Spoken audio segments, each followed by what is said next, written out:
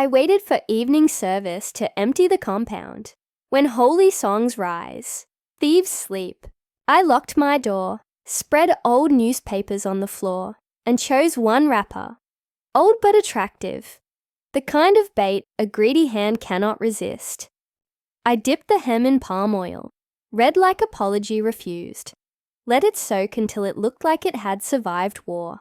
With a small broomstick, I painted the cloth with lines of goat blood. Jagged, careless, convincing. Added ashes from last night's coal pot until it had that dusty, unfriendly look of things that understand back of the house power. While I worked, I muttered nonsense that sounded like something. Half prayer, half incantation, just in case someone had ear at my keyhole. When I lifted the wrapper, even my own skin prickled. Palm oil and raw blood smell, like the kind of truth nobody wants to hear. The scent sat in my room like an extra person smoking. Good. Let fear go ahead and do PR. I carried it outside with ceremony. Slow steps. Let people see me. I pegged it at the front of the line, where even shy eyes cannot ignore. Then I slept like I hadn't slept in weeks. Back heavy with relief. Morning came with its usual orchestra. Kids sprinting, pots arguing with fire, a small speaker making Fuji commit sins. I sat in my room pretending to draw my eyebrows. One eye on the mirror, one eye on the slit where the world becomes cinema. The juju wrapper flapped gently, acting like it had no plan. People passed with their hands tucked into their own business. Even Mama Esther, who inspects other people's fabric like NAFDAC, kept her fingers to herself. For that alone, I could have testified in church. By mid-morning, the compound paused to breathe. Men gone, women inside, children kidnapped by cartoons. That was when I saw her, not blessing with her sugar mouth, not the student with her stubborn books. Becky, slim, sharp-eyed Becky, who wears latest clothes on a budget that could not even afford transport to the boutique. She came out with a basin, walked to the tap like water owed her money. But her eyes, her eyes flicked to the line the way a hand flicks salt into soup. On the way back she slowed. Look left, look right. Catwalk become pause walk, and in one clean, thiefly move, she snatched the wrapper, folded like she had practiced with curtains, tucked it under a towel inside the basin. 5 seconds. If you blinked, you would miss it. I did not shout. Hunters do not celebrate at the foot of the kill. I waited. An hour later, the scream tore the corridor like cloth. High, ragged, urgent. Doors opened like eyelids. I stepped out with the rest, face composed like a judge's. Becky sat on the floor of her room, chest heaving like a generator under load, hands flapping as if air had become pepper. My wrapper lay in the middle, wet, smelling like a sacrifice that changed its mind. It followed me, she stammered. My hand is hot. My chest is hot.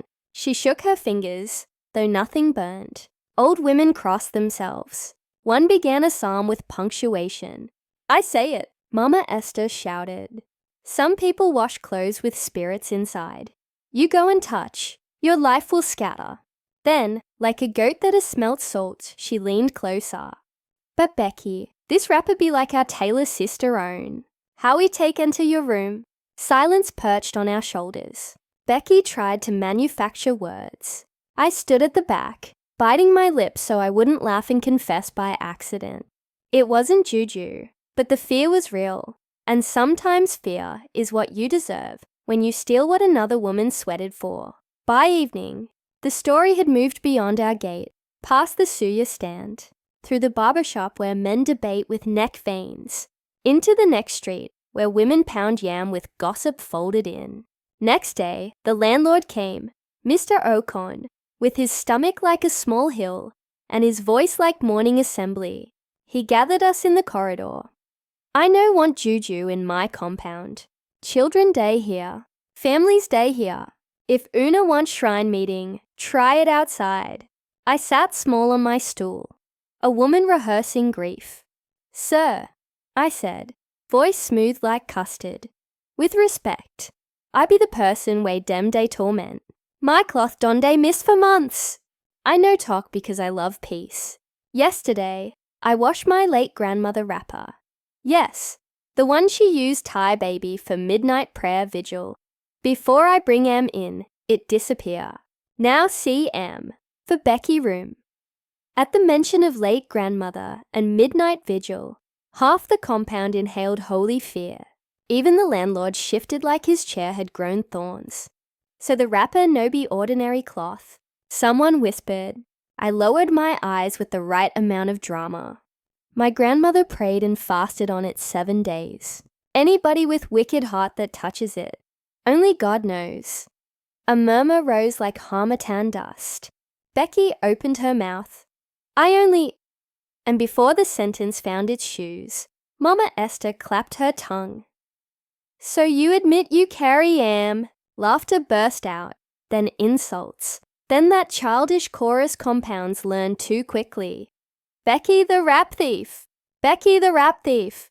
The landlord coughed his joy back into discipline and announced fines and punishments. Becky hissed, banged her door. A lanky man almost fell off his stool from the shock. As for me, my chest played victory drum. K-Pam, K-Pam. Softly so God wouldn't say I am proud. For 3 days Becky stayed indoors. People said she was sick. Others said she was fasting to cleanse. Some swore they heard her crying like a kettle left on fire. On the 4th day, she emerged wearing repentance, a spotless white t-shirt, fresh braids, a new bucket with shiny pegs. She smiled at us like a reformed thief, voice sweet with borrowed humility. Good afternoon, my people, she sang. There has been misunderstanding. I am not a thief. I will prove it. Heads tilted. She pointed at the line. From today, I will hang my clothes day and night. If anything disappears, you will know I was not the problem. Somebody laughed. Becky, be sure. Temptation day. I'm very sure, she replied, chin lifted by pride. In fact, I will start with my best skirt, the one I bought for Christmas. Within half an hour, the skirt hung like a campaign flag. People pretended to ignore, but every eye learned a new hobby. Hours passed. The skirt remained. Becky started singing gospel loudly, the kind of Christian confidence that looks for someone to offend. It was clear she had solved the equation in her head. No juju, only acting. She would prove me a liar. But life is a comedian.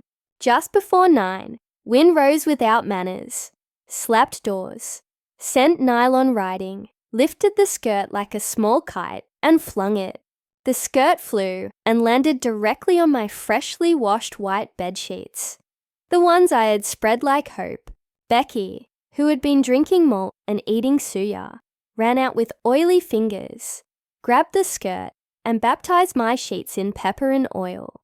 The stain spread like rumor. Something in me snapped. So it's not enough you were stealing my clothes. You now want to destroy my property, I shouted. The compound gathered again for free cinema. Some said accident. Others said spiritual backlash. The landlord's wife, who forgets nothing, squinted and asked the question that pried the lid off truth. But Becky-o, where you get that skirt? I fit swear I see our tailor sister wear the same last year.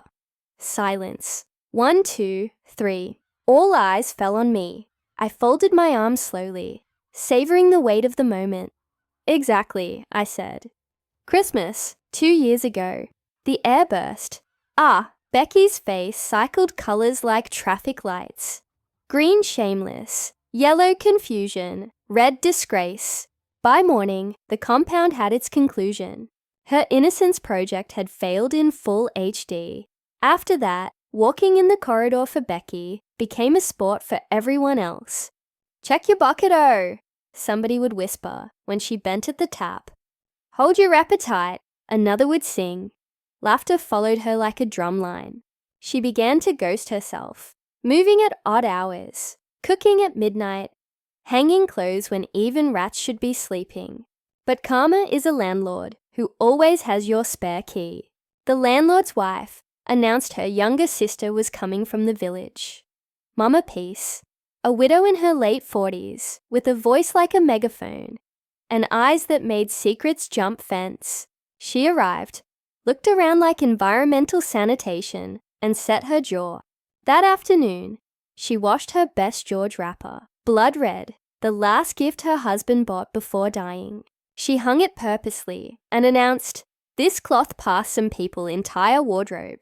Make I see the hand where go touch 'em." Becky hissed, swept her envy into a corner. Night fell. Pride, that small dangerous voice, nudged her. "It will fit you more than that old woman." Maybe it was stubbornness. Maybe the leftover arrogance that hadn't swallowed the lesson. She reached for the wrapper. The scream that followed cut the compound into two. Mama Peace flew out like soldier ant with torchlight in one hand and koboko in the other. Before Becky could conjugate explanation, the koboko found her back. One heavy kiss. "Thief, na you!" The compound poured into the corridor. I leaned on the wall and smiled the smile of an audience whose favorite actor just entered the stage. Mama Peace confessed she'd baited the thief. She had heard rumors and came prepared. The landlord, exhausted, did not wait for month end. "Pack your things," he said the next morning. "We need peace in this compound." And that is how Becky folded her shame into Ghana must go and left. If you have ever lived in a Nigerian public compound, you already know that peace is not silence. It is survival. It is knowing when to hold your tongue and when to let it fly. It is the thin line between your bucket and another woman's bucket at the tap. It is the smell of kerosene mingling with ogbono and fried fish at 6 p.m. The choir practice from one room, clashing with Fuji from another. Children wailing like sirens. Slippers slapping corridor cement. Gossip traveling faster than generator fumes. I am a dark-skinned woman whose skin drinks the sun without apology. A seamstress who can turn plain ankara into arrogance. My hands learned early that thread is prayer, and the needle is a small obedient spear.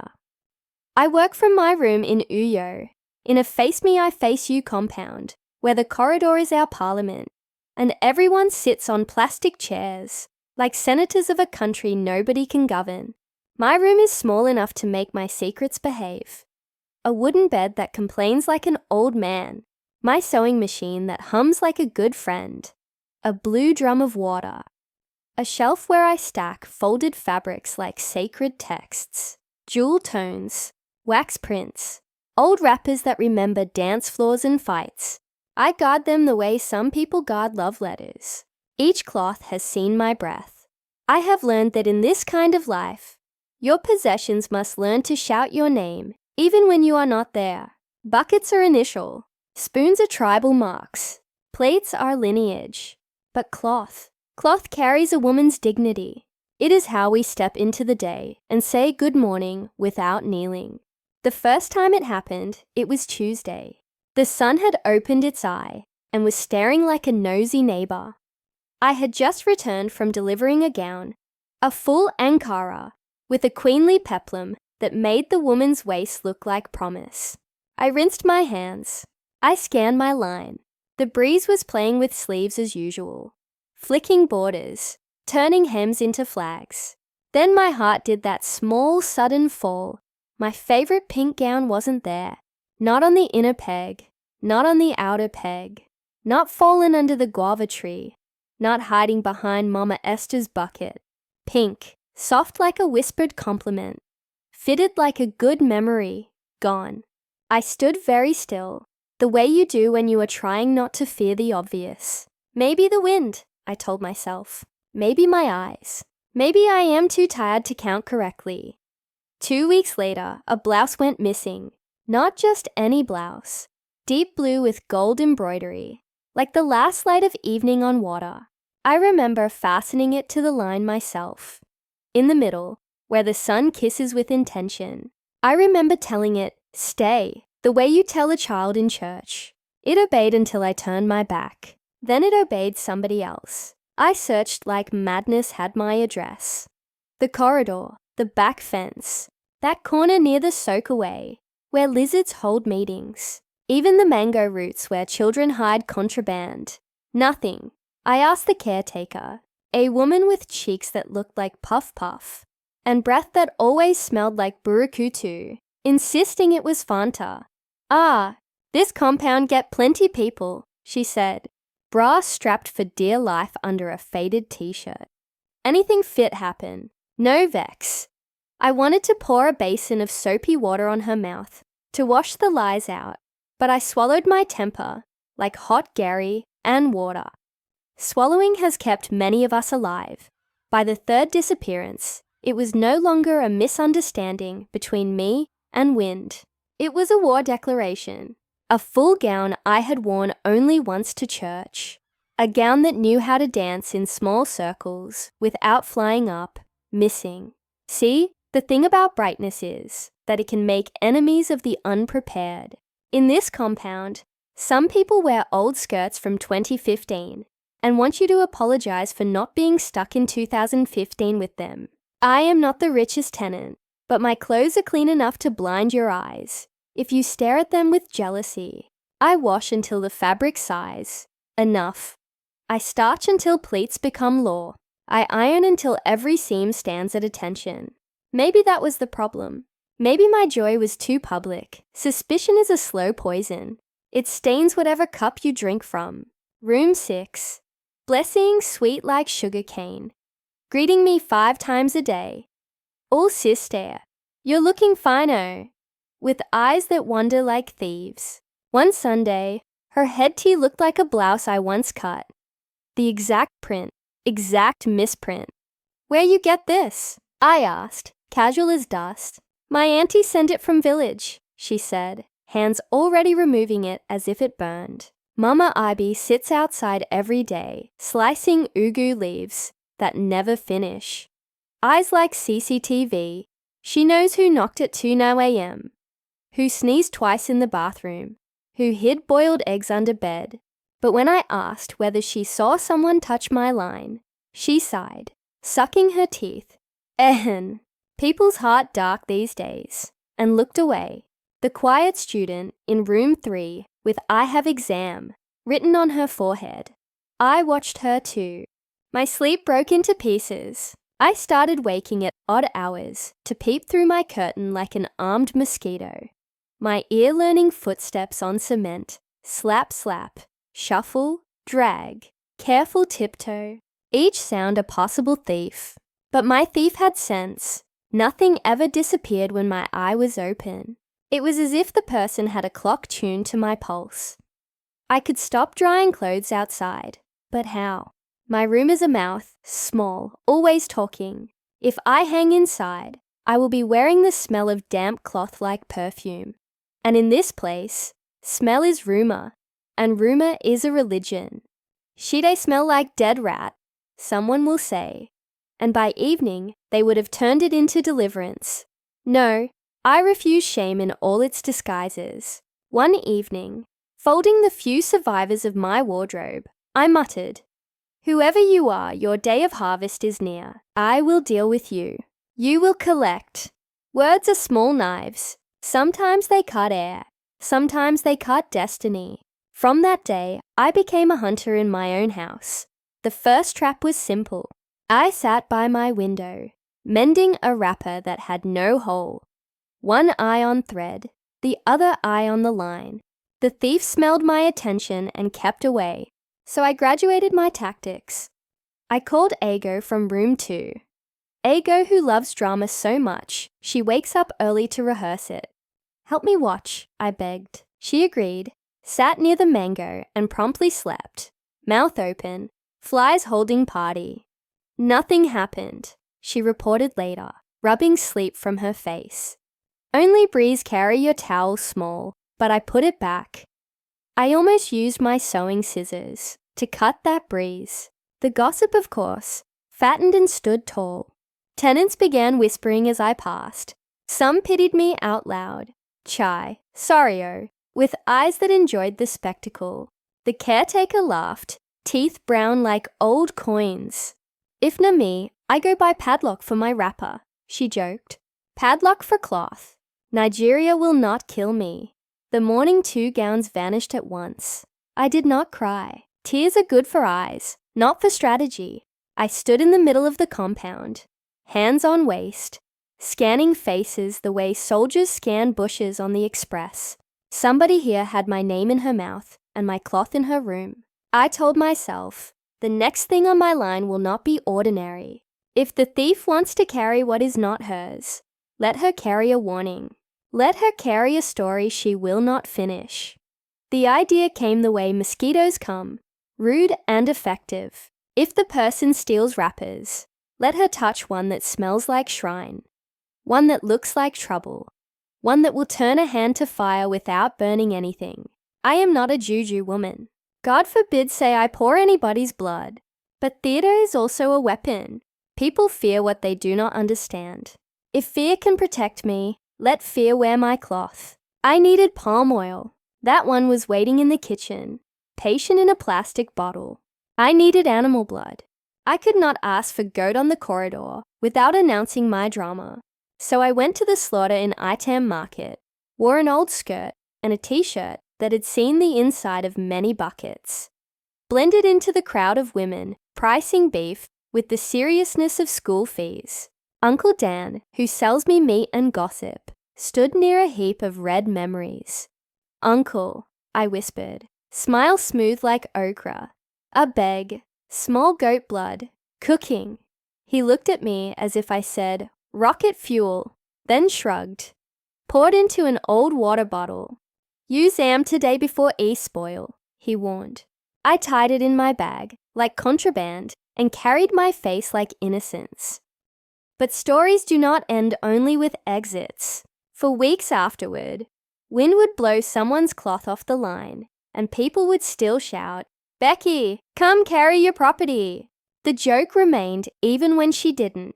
As for me, I hung my wrappers with the arrogance of a woman who survived pettiness without losing softness. Sometimes I left my best cloth overnight deliberately, as if to tell the night, I know your tricks and I am still here. Morning would find them exactly where I left them, dew beating along the hem like small blessings. I would smile, touch the fabric, and whisper, God of public compound, you do this one well. I think often about the day I dipped that wrapper in palm oil and blood, about what it means to invoke fear as fence. I do not celebrate humiliation, not truly. But I will tell you this truth, with my hand on my chest. Dignity is a small flame in a windy place. You cup it with whatever you have. Your voice, your wits, your sisters, your theatre. Sometimes justice, in this country, arrives wearing the wrong shoes. Sometimes you become your own police. Sometimes you must set a stage because the audience is stubborn and only believes a story when it wears costume. People say women are dramatic. It is true. We are dramatic because drama is how we survive the endless little thefts.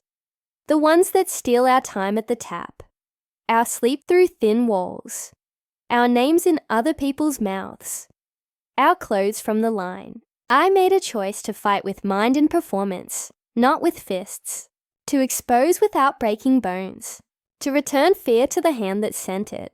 At night, when the generators die and the compound slips into the kind of quiet that makes you hear your own blood moving, I sit at my machine and press the pedal. The needle sings straight lines into stubborn cloth. Sometimes I remember my grandmother, her back bent like a comma, tying a baby with wrapper, and humming, Ihe Oma Ga Adi. Good things will be. I remember my mother's warnings about envy that hides in compliments. I remember all the women in this corridor, soft, hard, loud, quiet, learning how to live together because rent has a way of putting enemies in the same family. I stitch and stitch until the seam obeys, until cloth remembers it is meant to hold. I hang the finished gown on my door frame. Look at it from different angles. Smile.